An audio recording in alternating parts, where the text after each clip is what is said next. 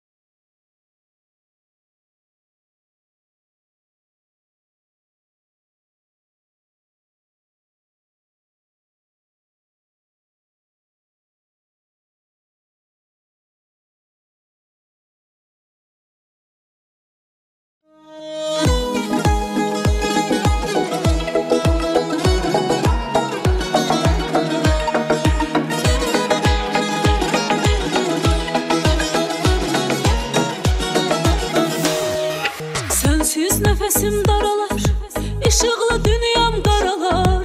Soyuqdu sənsiz havalar, bir də görüm necəsən. Ölmüsən ya qalmısan, ürəyimi elə almısan. Sən də mi darıxmısan, bir də görüm necəsən. Səni bu qəlbimin harasına yazım, gözlərimin ağına qarasına yazım. Elə sevək, sevək ömrüm, bizi də sevənlər sırasına yazın. Səni bu qəlbimin harasına yazın, gözlərimin ağına qarasına yazın. Gəl elə sevək, sevək ömrüm, bizi də sevənlər sırasına yazın.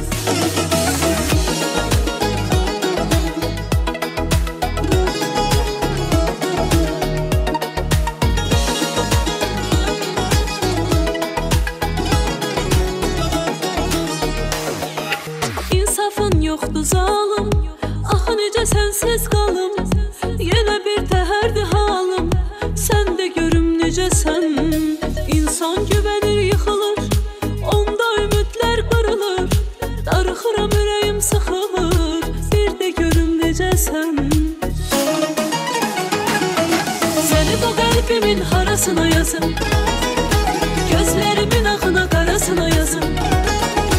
Gəl elə sevək, sevək ki ömrüm, bizi də sevənlər sırasına yazım. Səni bu qəlbimin harasına yazım, gözlərimin ağına qarasına yazım. Gəl elə sevək, sevək ki ömrüm, bizi də sevənlər sırasına yazım.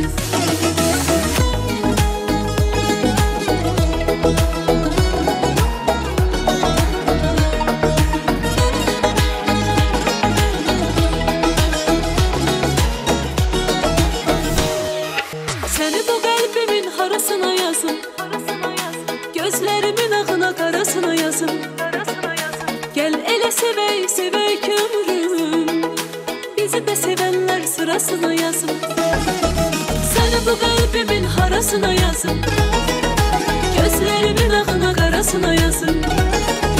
Gəl elə sevək, sevək ki ömrüm, bizi də sevənlər sırasına yazım.